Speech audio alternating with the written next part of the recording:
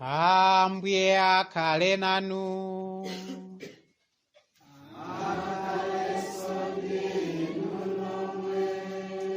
Mawu a mumthenga wabwino monga adalembera Luka woyera.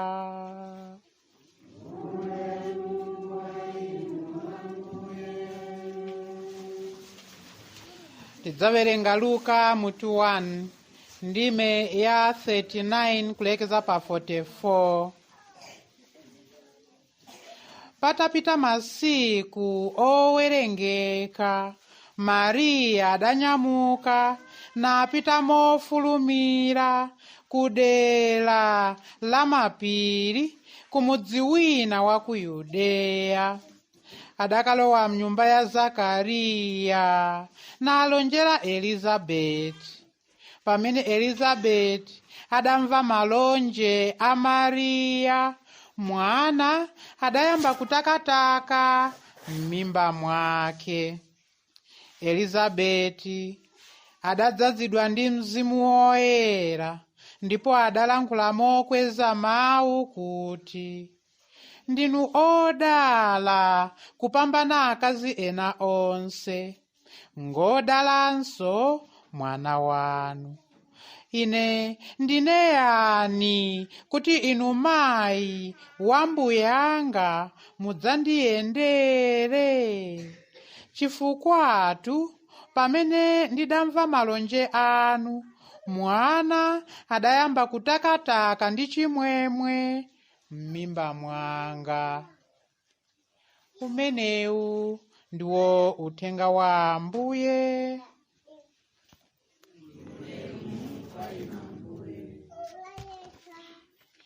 Tili mnthawi ya chikonzekero cha kubwera kwa Ambuye, Advent. Advent liwu lotanthauza kubwera. Liwu lotanthauza chani? Kubwera kwa yani? Kwa Yesu Khristu, amene alubwera kuti adzatibadwire pa Khisimitsi. Adzatibadwire kuti atiwombole ku zovuta zathu, atiwombole ku nkhawa zathu, atipulumutse ku zimene ife tikukumana nazo pa dziko lino lapansi. Lomba ngati ife tiluyembekeza, timakhala nchiyembekezero chinchija kuti wobwerayo adzatipeze tili wokonzeka. Koma nthawi zambiri sitikhala wanthu wokonzeka. Utaya mtima msanga. Tingayambeko uyembekeza, nuyambonena, yayi tiluyembekezera. John, mvula, lomba yachedwa nayenso mvula. Ndiye kuti ansembe sapemphera, waleka Mulungu uwamvera. Wena utayani mtima kumodzi. Ine chaka ino sinlima. Teralo masika sinkapeleka. Chifukwa naona kale kuti mvula yache. Wamba kale upanga programu ya zina, pomwe Mulungu ali programu yake. Pang'ono munthu akadwala, apa kuti nipola koma sindipolanso. Lomba kodi nkapola liti? Ndipo nipiteko ku chechi nkapemphere. Mwapita tsiku loyamba, lachiwiri. Apa sindipola ine tere mwemu. Ndiye kuti apa kung'angambi, ng'anga ibwere idzatithandize. Mwataya kale chani? Mtima. Utaya chikhulupiriro msanga. Mavuto pa banja. Ise mavuto ontere mwe. Siziri uyenda. Poti mavuto siyaluchoka. Ndiye kuti vuto palije. Nimphera buluzi, nimdyetsa buluzi. Kuti mwina kapena angakhazikike tsopano. Azingozungulira khonde. Utaya msanga chani? Chikhulupiriro, chiyembekezo kuti Mulungu akonze zonse. Utaya mtima. Ali pa sukulu munthu wangoferukako pamodzi, ina nijanza apana feruka ningoyereka sukulu tere mwe. Limbikira sukulu ngatopo. Ine yayi naferuka kale apa mbabwerezenso. Ine yayi toro. Utaya msanga chani? chikhulupiriro. Zimenezo zimene zimakhala pakati pathu, ngakhalenso tikamakamba za chiyembekezo, kuyembekezera kubwera kwa Ambuye, wena amataya mtima. Ambuye mudzabwera liti? Mudzatithandiza liti muzovuta zathu kuti tichokemo? Pa tsiku la lero akuti musataye mtima. Ambuye alubwera kuti adzakupulumutseni. Inu vayembekezereni mchikhulupiriro. Ndiye tsopano nkhani imeneyi ndiyo imene anakumana nayo ngakhale Aisraeli kalelo. Mawu amene tamva pa tsiku la lero ochokera kwa Mika akutifotokozera kuti Aisraeli awa poyamba anali ngati wozunzidwa, anali nchiyembekezo kuti zinthu ziyende bwino, koma zinthu sizinaluyenda bwino. Kunali wena amene analupondereza anzawo, waja amene anali kontuchuma kotero kuti ngati ali nkasitolo ndiye kuti niwonjezera kopitirira muyeso, kotero kuti ino amene mulibe kuti tipite tikagule lomba mwadulitsa kwambiri, koma kuja kumchinji sagulitsa tera. Ngati kumchinji, pita kumchinji kaya. Kwaduli kumchinji. Ngati ufuna pita. Nalungo kamba kuti mwina munganchotsereko. Iwe, ngati mulije ndalama ingomapita, umapitani. Ndiye wosauka kunalungo masaukira. Ndiponso ukakhala wovutika usadandaule. Upange mulandu, akupereke kwa headman. Na usa headman oti ya tikalipo yambo kama ni mulandu wako. Mungo pita kuseri poyamba muone mmene tingayambire mula. Mbatira mbaka nkuku komwe nako nkajakali pa mazera. Lomba nkatengeso komwe ndana akuza kuti tifuna nkuku pano. Ndagokuza kuti pita kuseri ndana akuza za nkuku. Ayayi pepani nidziweneka. Nulendo nukanyamula kankuku kali pamazira. Yayi kuti zinthu ziyende mwina mgwireko yapa. Wosauka alusaukira vuto pa mavuto. Ndiye mmene zinaliri. Tsokaniro hapite kwa profeti. Upeza so naonso a profeti lomba apa oti abadwa wambira. Vuto palija tikupemphererani. Pa zimene ziliko mufunika kuti mupereke chachikumi chake timakamba kuti mubyale mbewu.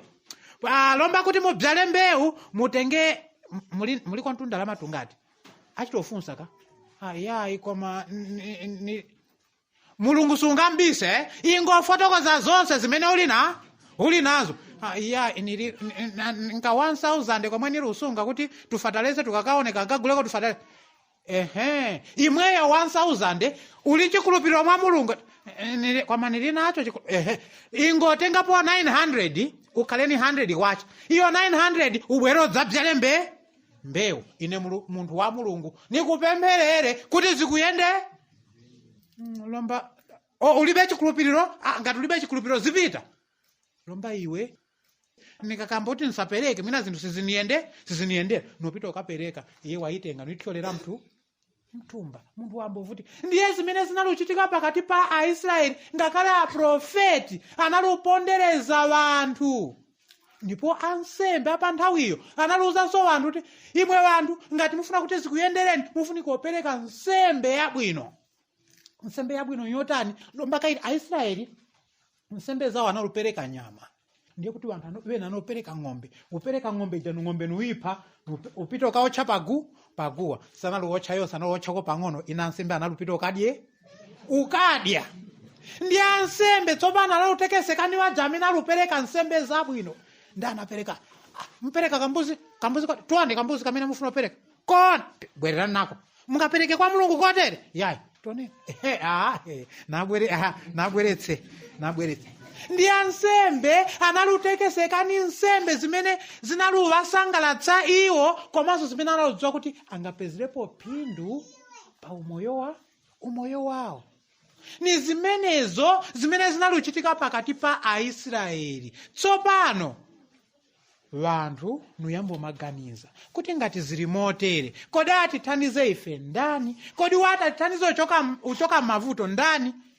Atsogoleri akamusankha munthu kuti ni mtsogoleri, analungoona mmene umoyo wake ungayendere iye mwina ni banja lake ni vana vake na akazi wake. Komanso mwina akakumbukira akazi wake ngasako. Koma vambiri va iwo atsogolera acho kuti akapeza zowasangalatsa ndiye kuti iye ni tiutunge ndere mowa uyu mwayengera ife achakolwa tiutunge nderende. Iwo nungo mapito kautunga mowa, mabanja yawo yaluvutika, vana aluvutika, vantuso aluvutika. Ndizo zimene zinaluchitika pakati pa atsogolera amene analipo kwa Aisraeli. Ndi Aisraeli anataya mtima. Mulungu kodi wata akatipulumutse ndani bwanji sulutsika kuti ubwere uzatithandize ndiwe, ona vanthu vako mmene alunyazitsidwira. Tsopano mprofeta akuti yayi, Mulungu sanakuyivaleni, Mulungu alubwera kuti adzakuthandizeni. Azatithandiza bwanji chifukwa ngakhale fuko la Davide romba lakhala losakhulupiririka. Akuti fuko la Davide mbanja lija ku Betelehemu kuzachokera mwana amene adzabadwa. Iye adzakhala mfumu wolamulira, ndipo ulamuliro wake udzakhala wotsogoleredwa ni yani? Ni Mulungu. Kudzabadwa mwana, ulamuliro wake udzatsogoleredwa ni Mulungu. Mpamenepo tsopano kuti ngakhale ife mu moyo wathu wa tsiku la lero tili ni zovuta zimene timakumana nazo, zotitayitsa mtima, zotipanga ife kuona ngati Mulungu watiyivala. Mulungu sayivala vake. Kodi nziti zimene inu ni ine tiliona ngati Mulungu watiyivala? Kodi ni mavuto amene tikukumana nawo mbanja lathu? Kodi ni mavuto amene mulikukumana nawo pa banja lanu? Ina amuna wanga ni wosakhulupiririka, akangoona kandalama saoneka yayi kuti mukavaone mpaja kandalama kawathera ndipo abwera lomba aphiri anabwera kuchoka kuwala. Ndiye kuti ndalama yatani yata akakhala nayo ayi. Ina akazi wanga ni mavuto kulikonse kumene apita akabwera ungoti nkhawabi kuti kumene apita kodi alipo ubweretsanso milandu yena ungova yayi mufunika mkabwere mawa na akazi wanu kuli nsaka, akazi wanu apanga mlandu. Akazi wanga nchiyani chavuta zimene ziluvuta nziti apitawo kadambwandire wagwira na akawalala anali kubaka Hansburg. Akazi wanga nchiyani chimene mulibe? Nanu inu monga nthandiza kuti nchoke mavuto nanuzo ikaiti nchisatana chinangombwatira ndicho chambangitsa kuti ntere. Wena ndimo mmene alili olovana wena vanu kawaona chitoona kuti koma kamwana yaka nkokhulupiririka kodalirika, koma wena vana alekere. Kulikonse kumene apita ni mavuto, upeza kuti kanalutukwana nkakawalala akagwira yayi kanalunyoza vanthu. Iwe mwana nchiyani kanaluchita ndewo? Ndiye paja makolo uyambo kuganiza kuti ukhala masiku yakale mwana wotere nakangokamba kuti tisinditseni mchere titengeko mchere, upambana usunga mwana monga uyu wovuta wouma mutu ngati nguli. Zina zimene ziliko mpamenepo pomwe Mulungu alubwera nukamba kuti yayi sinakuyivaleni, nili nanu, nizapukitsa mphukira yochokera ku Betelehemu. Mphukira imeneyo ine ni inu tuludza kuti ni Yesu Kristu wobwera kudzatithandiza. Si apopoka ngakhale mu mpingo mmene mudziwa kuti kuli wanthu wena wovuta kumidzi, wovutanso ngakhalenso kumpingo. Zinthu ziyende amwenu atulo tiye osamba chogona tiyeni muzipereka tere mwemu. Ise wena aya ine yayi simpereka mtulo siwe akambiratu kuti ni mtulo, muli mtulo perekani. Wena vainu simulupereka. Tiye ndipereke masika azitonuza kuti sakasaka monga analimira kwanga kumunda sinalulima neka. Nipereka mmene ningafunire. Plazi nikapereka zonse mwina nkhozo khala ninja mwatayani mtima omwe. Mpamenepo pomwe ifeyo kuti tuonetse kuti chikhulupiriro chathu chili mwa Mulungu tilulephera mavuto akatigwera titamangira kuti. Kodi tiluika Mulungu patsogolo, tiluika Yesu Khristu patsogolo. Pamenepo pomwe lero alufuna tikumbutsa kuti ife chikhulupiriro chathu chonse chikhale mwa Yesu Khristu, chikhale mwa Mulungu, chifukwa Mulungu sayiwala wake ayi. Sayiwala wake bwanji? Sayiwala wake chifukwa kalelo monga nalonjezera kupyera mwa mprofeti Mika kuti mwana mpulumutsi adzabadwa amene adzatsogolera vanthu vake ni mphamvu ya Mulungu. Yesu Khristu anabadwa adi kalelo. Ndipo Yesu Khristu ameneyo akalubwerabe ngakhale lero kuti atipulumutse ku zovuta zathu. Kodi ife tili nzovuta ziti zimene tilufuna kuti Ambuye atipulumutse? Lomba akuti pomwe tiluyembekezera ubwera kwa Ambuye kuti atipulumutse, zimene tifunika ochita nziti zimenezo zimene alutisonyeza lomba mu uthenga wabwino. Kupyera mu uthenga wabwino alutiuza za Mariya amene analuyembekezera kubwera kwa mpulumutsi. Zimene anachita iye, anachita ziti pomwe analuyembekezera kubwera kwa mpulumutsi? Poyamba mawu alutiuza kuti Mariya anapita kuyendera m'bale wake Elizabeth. Atafika kuja Elizabeth akuti ndinu wodala kupambana akazi ena onse. Kodi ndine yani kuti mayi wa mbuyanga azaniyendere? Mariya anakhala wodalitsidwa, wodala chifukwa chakuti anakhulupirira mawu amene anafotokozedwa kuti mpulumutsi adzabadwa mwa iye. Nanga ife tili nacho chikhulupiriro kuti mpulumutsi adzabadwa pakati pathu. Tili nacho chikhulupiriro chakuti mpulumutsi adzabwera kudzatiwombola kuzovuta zimene tikumana nazo m'mabanja mwathu, pa umoyo wathu, ngakhalenso mu mpingo wathu. Tili nacho chikhulupiriro. Udala kwathu tikhale vanthu wodala pakukhulupirira Mulungu kuti iye akalonjeza amakwaniritsa, ndipo iye pa nthawi yake adzatipulumutsa. Ndipo Mariya ngakhale atalandira uthenga wote mudzakhala mayi wa mpulumutsi, azimayi amene tili nawo tsopano ungowauza kuti mudzakhala mayi wa mpulumutsi wa dziko lapansi. Tere ningapita nukayendera vanthu wena? Hayi, ise ndisewolemekezeka. Ava wena wovutika twana tumene mumakhala nato tosaverengeka. Muzionako ise mwana amene azabadwa ochoka mwa ise azakhala mwana wolemekezeka. Nuyenda sana kaenda yayi. Umayembekeza kuti wena ndiwo amene afunika obwera zaonaye yemwe chifukwa wolemekezeka, wochitako bwino. Koma Mariya ndiye anapita ukayendera Elizabeth. Kodi ife timapita ukawayendera zibale wathu amene ali wovutika? Timapita ukawayendera zibale wathu amene ali la chithandizo chathu? Nanga maneba amene ali la chithandizo lathu timapita ukawapatsako moni nuwathandizako pa zosowa zawo? Pomwe tiluyembekezera kubwera kwa Ambuye ni nthawi yabwino yakuti ifenso tikhale vanthu woyendera anzathu mwa ubwino. Ndipo pomwe anapita ukayendera Elizabeth akuti mwana m'mimba mwa Elizabeth anambotakataka nchani? Chimwemwe. Utanthauza kuti Mariya anabweretsa chimwemwe ku banja la ndani? La Elizabeth. Ife tikapita ukayendera zimene tinjamula ncha? Ungofika ndipo zili uku ango kamba zaiwe. Ndipo leka nkuze kwa imodzi itatu zimene anali ukunena zotani. Anali ukunena akuti ndiweso ka munthu solitizo.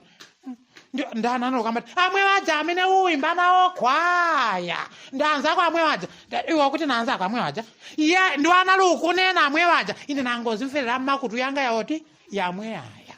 Koma usakangulule wamva. Wena tikapita ukayenda nupita ukatapa chani? Upita ukatapa mkamwa olo ukapereka mlomo. Tikachokako ungobwerera napita kuja iwo uwaona akuchita afotokoza woka kuti dzana anagona nayo njala mkucha anagona nayonso njala. Leronso akuti kata agonere manga, lomba manga zathaso nazonso sinzo kata adye chana mwewa, angodya maudzu amwewa. Tikaenda siyendera zabwino koma upita ukatapanza tumka mkamwa. Olongati ni apoliti upereka mlomo kwa nzatu. Kodi ifeyo tikaenda tipereka zotani kwa nzatu? Pomwe tiruyembekeza obwera kwa Ambuye, kodi tirubzala chani? Mlomo.